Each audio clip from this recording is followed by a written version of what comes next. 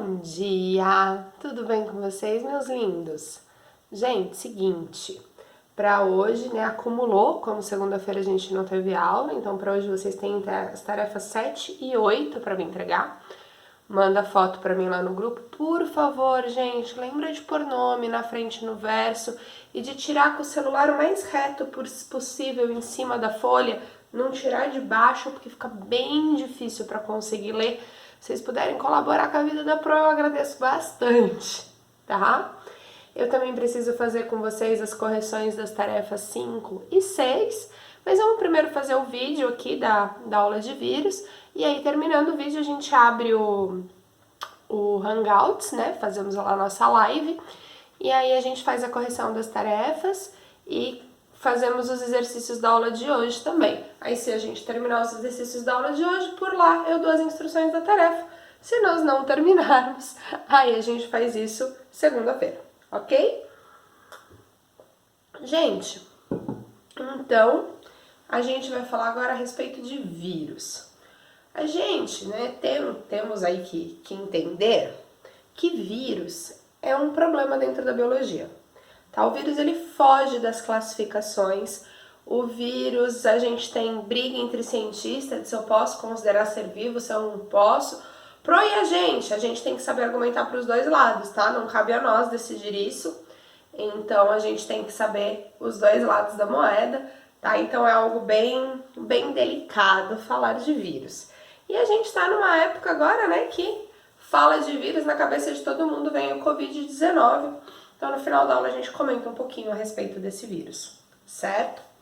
Amor, se a gente der uma olhadinha lá na página 275, ele tem uma imagem, essa imagem aqui, ó, que eu acho bastante interessante. O que essa imagem, ela tá mostrando pra gente? Claro que com o aumento de microscopia, a gente tá vendo aqui uma hemácia, uma célula do sangue. E se você reparar, perto dessa hemácia tem coisas pequenininhas. Gente, o que ele tá fazendo? Ele tá colocando o mesmo aumento. Então, em um aumento, ele não deu aqui quanto é esse aumento, mas num aumento em que eu conseguisse ver uma hemácia, que é algo microscópico desse tamanho, eu veria uma bactéria nesse tamanho. E o vírus é essa faísquinha que a gente tem aqui. Tá vendo? Aí aqui, ó, eu aumentei mais. Então, eu peguei agora isso aqui e tô vendo desse tamanho. Até eu chegar a enxergar um vírus. Então, o vírus é algo muito pequeno. É o menor organismo que a gente conhece. Opa, falando nisso, eu preciso dar licença da lousa, né? Vocês viram como? Acho que eu tô aprendendo a escrever de letra menorzinha, como a lousa ficou, ó. Dá até pra dar outra aula aqui. Tanta lousa que sobrou. Gente, e aí nós temos que os vírus, né, então, são muito pequenininhos. E repara que eu sempre, quando for falar de vírus, vou falar organismo, nunca vou falar ser vivo. Por que eu nunca vou falar ser vivo? Por causa dessa briga que existe entre cientistas que argumentam que eles devem ser seres vivos e aqueles que argumentam que eles não são seres vivos. Então eu preciso saber tanto argumentar a favor como argumentar contra. Nós vamos ver 3 argumentos para cada lado. Mas você deve lembrar que quando nós fizemos a divisão dos seres vivos nos 6 reinos, a gente não citou vírus. Por que nós não citamos vírus? Porque quando a gente estava fazendo a divisão dos seres vivos em reinos, quais eram os critérios usados para a classificação de cada reino? A célula. Então era, e a célula é procarionte ou a célula é eucarionte? O organismo é unicelular ou o organismo é pluricelular? E aí a gente também falava da obtenção de alimento. Vírus são acelulares. O que significa isso? O prefixo o a, né, é um prefixo de negação. Então, eles são organismos que não têm célula. Se não tem célula, não dá para classificar numa classificação toda baseada em célula. Além disso, vocês devem lembrar lá no módulo 1, nós estudamos as características dos seres vivos e vimos que a primeira característica dos seres vivos era possuir célula. Tá? Então, aí a gente já começa a ter o problema. Mas se ele não tem célula, ele não é ser vivo. Acabou. Pronto. Então, gente, por que temos a briga, né? Então, vamos lá. Porque eles possuem, então, quem acha que ele é ser vivo, né? Quais são os argumentos? Ele tem material genético. Ele tem DNA, não todos, tá? Alguns têm DNA, alguns têm RNA. mas todos têm material genético, que funciona como o nosso, que é feito das mesmas estruturas que o nosso é feito, que comanda o funcionamento igual comanda o nosso. Então, ele ter material genético, pô, nada que não tem vida tem material genético. Por que que o vírus tem material genético e não tem vida? Tá? Então, esse é um argumento. Argumento número 2, eles conseguem se reproduzir. Então, a gente não viu lá na aula de como surgiu o primeiro ser vivo, que a gente passou a chamar de ser vivo quando teve capacidade de reprodução? Se é assim, explica pra mim como que o ser se reproduz e não é vivo, tá? E por fim, eles se adaptam ao ambiente, então eles conseguem aí, né, assim como os outros seres vivos, eles sofrem mutações, eles são selecionados pela seleção natural e eles estão cada vez mais bem adaptados ao ambiente em que vivem. Então isso tudo são características de seres vivos. Ah, pronto, então é ser vivo. Mas calma, ele não tem célula. Tá? Ele será celular, é assim a característica principal para tirar ele de ser vivo. A gente viu que para ser vivo eu tenho 8 características, lembra? Possuir célula, nascer, crescer e desenvolver, morrer, reproduzir, reagir a estímulos, alimentar-se e movimentar-se. Então nós temos que ele furou aqui já, ele não tem célula. Como que eu posso chamar algo sem célula de ser vivo? Além disso, gente, apesar de dizer que ele se reproduz, ele não consegue fazer isso sozinho. Um vírus que está aqui, ó, fora do meu corpo, vai continuar sendo um vírus. E só um vírus. Quando que ele se reproduz? Quando ele infecta alguém. E esse alguém pode ser, tá? Aí vai depender do tipo de vírus. Pode ser um ser humano, pode ser outro animal, pode ser uma planta, pode ser uma bactéria, pode ser um protozoário, tá? Existem Existem vírus de todos os grupos de seres vivos. Então ele precisa estar dentro de um ser vivo para conseguir se reproduzir, certo? Além disso, gente, não acontecem transformações de substâncias em seu interior. Como assim, Pro? Nós não vimos que as nossas células estão o tempo todo, tem aqueles lindinhos dos ribossomos produzindo proteínas? Tem coisas, né, sendo quebradas, coisas sendo produzidas? A gente tem aí a respiração celular acontecendo nas mitocôndrias, o transporte nos retículos. Eles não têm nada disso. Nada é feito dentro do corpo deles, tá? Então, tenho que lembrar os 3 argumentos de cada lado. Vírus é ser vivo. Por quê? Porque se reproduz, se adapta ao ambiente e possui material genético.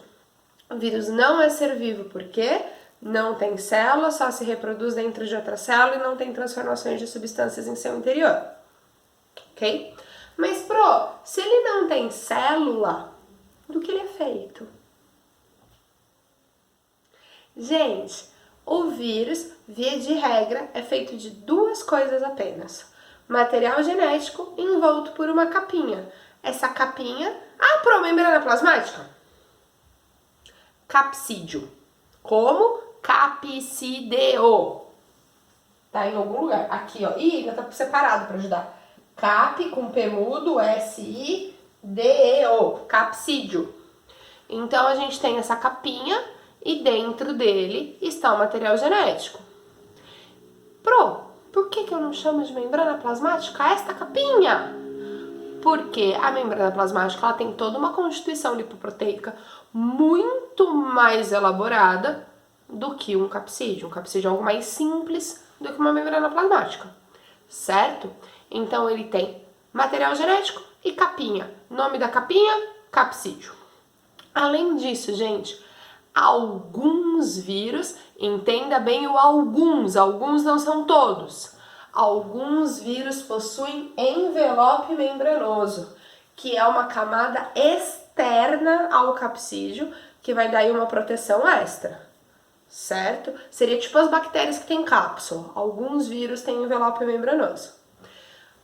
Mas calma, tem material genético, tem capsídeo, mas para ser célula precisa ter o que mesmo? Então vamos relembrar? Para eu poder chamar alguma coisa de célula tem que ter 4 características.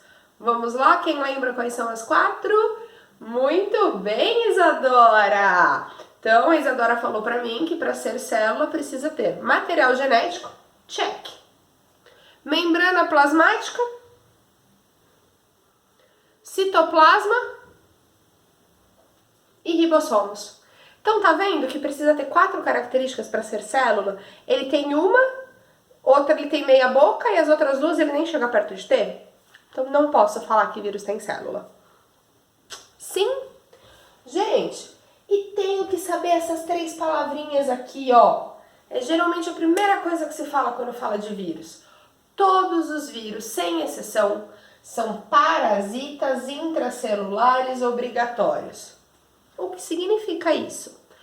Parasita. Nossa, tá dando o reflexo leão da minha camiseta, né? Com a luz aqui de casa. Parasita. Isso significa que ele entra em um hospedeiro em uma relação, lembra? Vocês dois lá no 6º ano, benéfica para ele e prejudicial para o hospedeiro. Lembra? A gente colocava que era mais barra menos, bom para um e ruim para o outro? Então, sempre o vírus estará em uma relação de parasitismo com algum ser vivo, certo? Parasitismo, bom para o parasita, ruim para o hospedeiro. Lembra que o parasitismo é aquela que, né, diferente da predação. A predação mata para ter aquilo para se alimentar. O parasita, ele vive às custas do hospedeiro, então ele vive dentro do hospedeiro vivo, certo? Intracelular, porque ele não é um parasita de intestino, ele não é um parasita do coração, ele é um parasita que fica dentro da célula. Então ele vai entrar na minha célula, ele é pequenininho, ele cabe dentro de uma célula, certo? Obrigatório, por que obrigatório? Porque ele só consegue se reproduzir se ele estiver parasitando dentro de uma célula. Certo, gente? Então, deu para entender o que é parasita intracelular obrigatório? Então, ele tá numa relação boa para ele e ruim para o hospedeiro, dentro da célula, e só lá que ele consegue se reproduzir. Certo? E aí, gente, nós temos aí, na página 276, um você sabia, eu ia falar saiba mais. Um você sabia. Esse você sabia, eu quero ler com vocês. Só que, pô, ficar lendo aqui no vídeo vai ficar um negócio esquisito, né? Então, quando a gente for pra live, além de a gente começa fazendo a correção da tarefa, falando nisso, já deixa a tarefa 5 e 6 separadas, tá? Pra gente abrir a live já com você tendo encontrado isso. E não pra abrir e fazer, ai, calma aí, todo mundo tem que ver você bagunçando seu quarto inteiro, porque sua câmera vai estar ligada. Então, já acha essa tarefa. Aí depois que a gente fizer a correção das 5 e das 6, eu quero ler com vocês o Você Sabia, tá? E aí a gente vai fazer o exercício da página 277 e vamos falar agora da importância dos vírus. Por que é importante estudar vírus?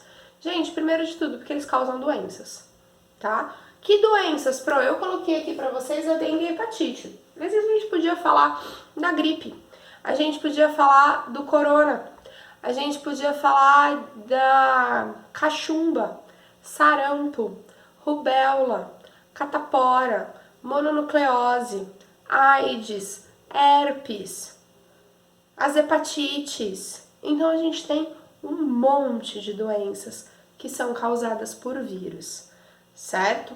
Além disso, né, tem mais uma importância médica aí, além de ser causador de doença pra gente, ele causar doenças em outros seres vivos. E isso pode ser ruim para mim, mas isso também pode ser útil para mim. A gente já vai falar quando é útil.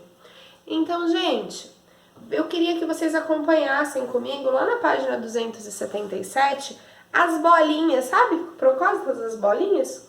As bolinhas estão trazendo pra gente formas de transmissão da doença.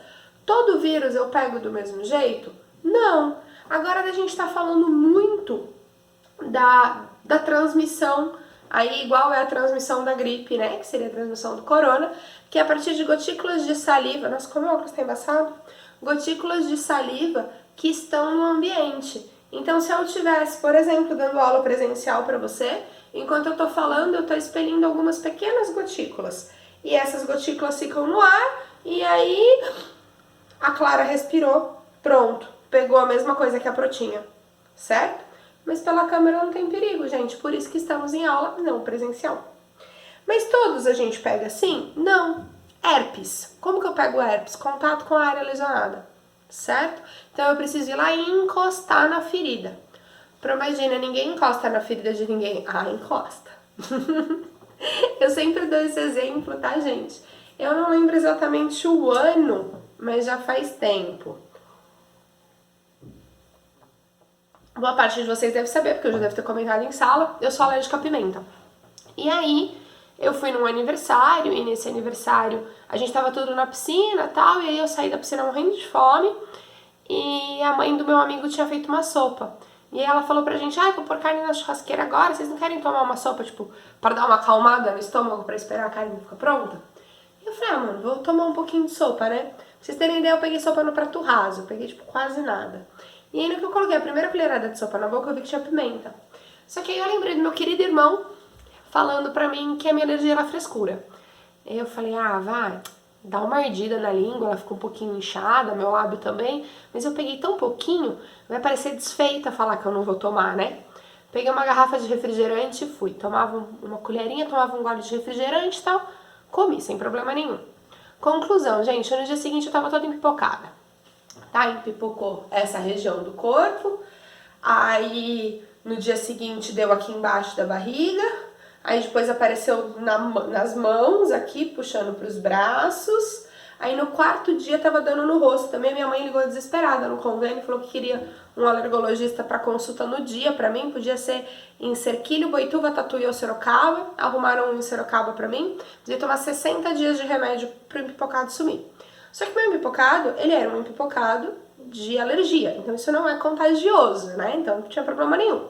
Como aqui tava muito feio, a barriga também, eu tô sempre de camiseta, né? A camiseta é fechadinha, ninguém via. Só que o da mão e dos braços ficava aparente, né? Eu lembro que na época até tava frio, então eu ainda até usava blusa de manga comprida, mas o das mãos aparecia.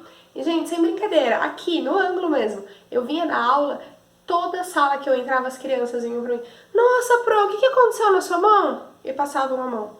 Então, a hora que eu olhava e falava, gente, se fosse contagioso, eu tinha contaminado a escola inteira. Então, não vem falar que você não põe a mão na ferida dos outros, porque você põe, tá? Depende quem é o outro, mas você coloca.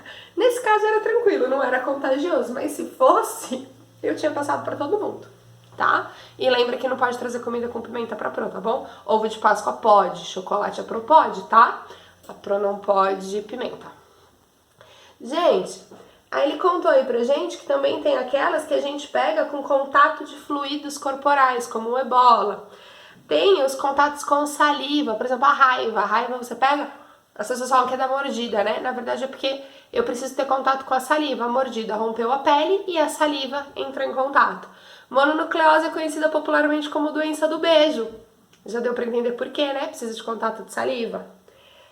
Gotículas dispersas no ar, a gente já falou, né? Que seria o caso da gripe, catapora, rubéola, sarampo, cachumba. Gente, temos as DSTs, doenças sexualmente transmissíveis, agora chamadas de ISTs, infecções sexualmente transmissíveis.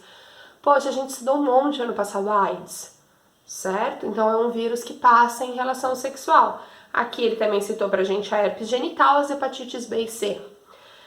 Tem as doenças que infelizmente a gente pega na água, como por exemplo a pólio.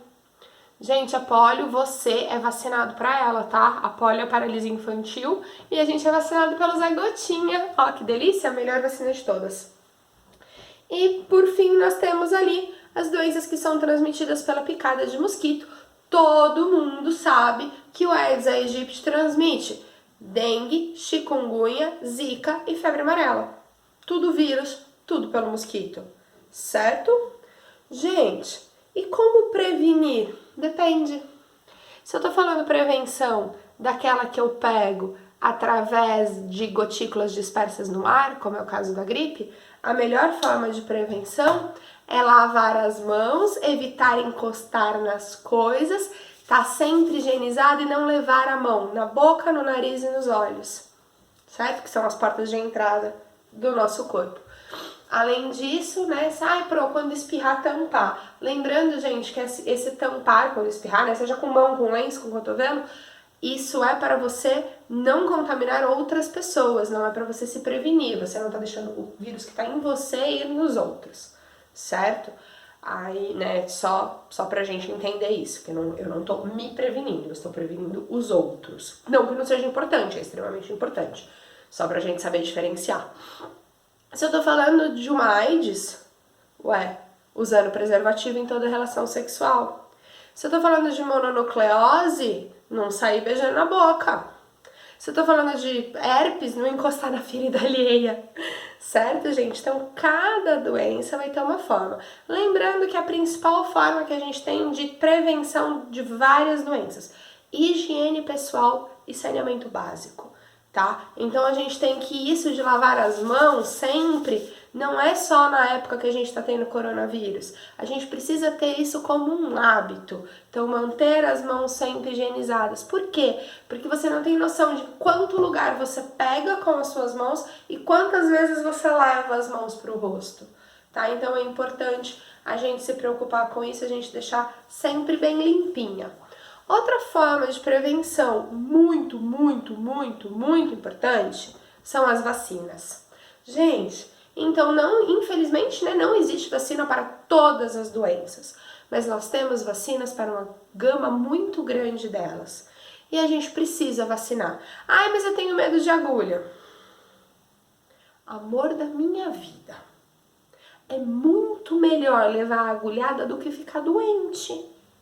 Então, para de reclamar e vai tomar vacina.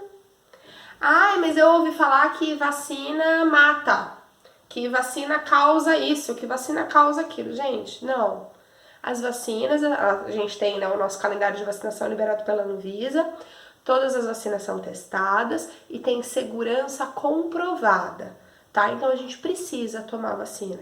A gente conseguiu erradicar a poliomielite, gente. A poliomielite era paralisia infantil, a criança, por exemplo, não andava. Meus pais contam que quando eles eram crianças era normal ver criança com polio. A gente não vê ninguém. Tá? Desde 1990 a poliomielite está erradicada no Brasil. Então a gente não tem casos mais. Por quê? Porque a vacinação foi efetiva. Gotinha, certo? Só gotinha que a gente toma? Não. Eu tomei a tríplice viral, vocês provavelmente tomaram a tetra viral, né? Vocês são mais novos do que eu, já existia a tetra e não a tríplice. Qual a diferença? A tríplice, 3 doenças. Cachumba, sarampo e rubéola. A tetra, 4 doenças. Cachumba, sarampo, rubéola e catapora, tá? Então vocês, né, eu imagino que a idade de vocês já tenha pego a tetra. A gente toma, né, vacina do tétano, a gente toma a vacina de hepatite, a gente toma um monte de vacina, né? Vocês agora estão na idade, na verdade, que acabaram de tomar de HPV, não vou falar muito dela, porque a tarefa pergunta bastante sobre ela, tá? Então nós temos aí que as vacinas. E como funciona uma vacina? Da seguinte forma, você já reparou que a gente pega a doença uma vez só? Tipo catapora. Catapora é a clássica, né? A gente pega a catapora uma vez, fica lá cheio de feridinha, cheio, coça, e aí você sara da catapora e nunca mais pega. Só é porque eu nunca mais entrei em contato com o vírus. Gente, claro que entrou, só que o que acontece? Quando a gente entra em contato com o antígeno pela primeira vez, o seu corpo, ele tem que aprender a se defender daquilo. Então ele vai aprender, ele tem todo um sistema preparado para isso, que vai aprender a se defender, vai se defender e vai conseguir fazer você ficar livre da doença. Só que ele demora para fazer isso, então você tem sintomas. O que acontece quando o seu corpo faz tudo isso? Ele fala, o quê? Tive todo esse trabalho, agora eu vou jogar fora? Ele guarda a receitinha de como se defender daquela doença. Gente, o nome da célula é super intuitivo, chama célula de memória. Então a célula de memória guarda a memória de como matar aquele agente infeccioso. E aí o que acontece quando você entra em contato com ele de novo? Eu devo ter entrado em contato de novo com o vírus da catapora. Meu corpo olha e faz, esse aqui eu sei matar, ó. E mata tão rápido que eu nem sequer chego a ter sintomas, certo? Eu tenho gripe todo ano. Existem mais de 100 tipos de gripe, tá? E o vírus está em mutação, então a gente tem que todo ano surgem gripes novas. Mas a gente tem que, você não pega a mesma gripe 2 vezes, você pega 2 gripes diferentes, certo? Então o que a vacina faz? A vacina mente pro seu corpo que a doença tá ali. Então a vacina vai trazer para você, por exemplo, vírus atenuados. Como assim, vírus que já tá mais pra lá que pra cá. E aí, quando você toma, seu corpo consegue matar isso muito fácil. E como seu corpo consegue se livrar disso muito fácil, ele guarda na sala de memória. E aí, quando você entrar em contato com o vírus de verdade, seu corpo faz, esse eu já sei. Então, a vacina mentiu pro seu corpo para fazer ele começar toda a produção. Eu tomei uma vacina e eu tive sintomas leves da doença. Gente, porque seu sistema imunológico estava ruim demais. Porque pensa, se o vírus atenuado conseguiu causar algum sintoma, se você pegasse o vírus de verdade, você ia ser internado. Então continua tomando a vacina que é melhor, certo? Lembrando, né, que a vacinação ela só tem que ser com um cuidado a mais para imunosdeprimidos, ou seja, quem tem problema no sistema imunológico, pessoas alérgicas a ovo e gestantes, certo? Eu imagino que vocês não estão em nenhum dos 3 casos, então toma vacina.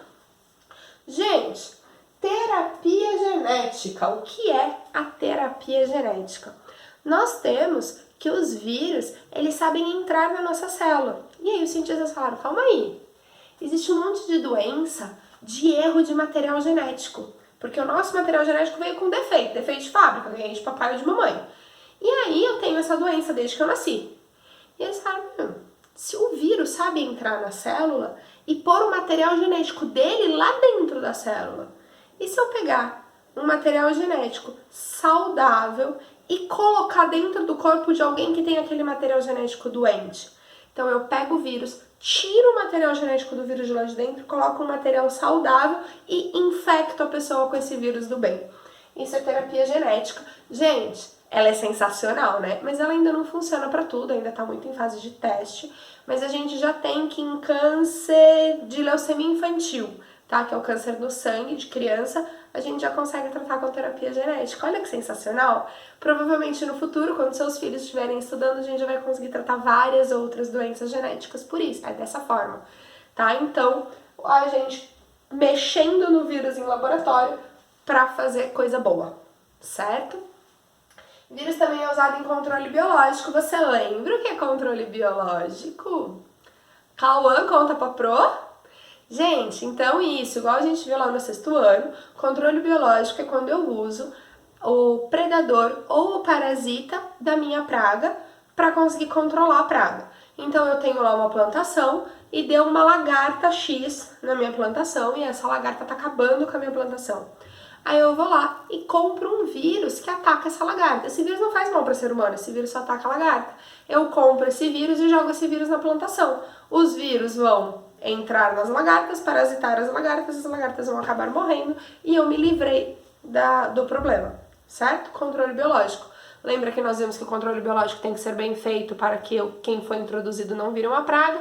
Então o controle biológico de vírus é sensacional, porque como o vírus é específico, a gente tem que ele só vai infectar aquele ser vivo e quando aquele ser vivo acabar, o vírus também acaba. Então é um controle biológico bem legal de ser feito, certo? E para terminar, o tratamento de esgoto. Gente, então, né, nós temos que o esgoto das nossas casas, ele é retirado, ele é levado embora pela tubulação. E eu não posso, pelo menos não deveria, simplesmente jogar isso nos corpos d'água, né? Eu não posso despejar o esgoto no rio. Como a gente vê assim, sabe? Nunca ouvi falar de um tal de rio Tietê. Então, como que deve ser feito? Esse esgoto deve ser tratado. E uma das formas de tratar esse esgoto é usando vírus bacteriófagos. Olha o nome dele que bonitinho. Gente, bacteriófago. Fago, lembra que você aprendeu lá na classificação de seres vivos? Fago significa alimento. Então aqui, ó, traduzindo literalmente a palavra, é vírus que come bactéria, tá? Então são vírus de bactérias. E, gente, eu quero mostrar a foto, porque bacteriófago parece um robozinho. Isso é um bacteriófago, tá vendo? Ele não parece um robozinho, parece de mentira, né? Não é mentira, tá? Infelizmente eu não tenho um microscópio eletrônico pra mostrar pra vocês, vocês vão ter que acreditar em mim. Quando eu tava na faculdade eu vi vírus em microscopia eletrônica e ele é assim mesmo, gente, ele é esse robozinho. E esse bacteriófago, ele vai infectar as bactérias. E por que isso é importante? Porque a gente tem um monte de bactéria nociva que pode estar no esgoto. E aí quando eu coloco esse vírus, eu acabo com essas bactérias, comecei o tratamento do esgoto. Certo?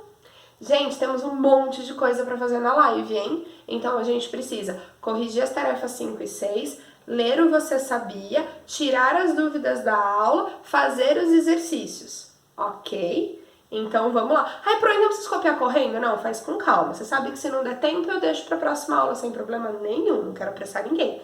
Mas sem ficar enrolando, tá bom? Um beijo. Tô te esperando lá no grupo.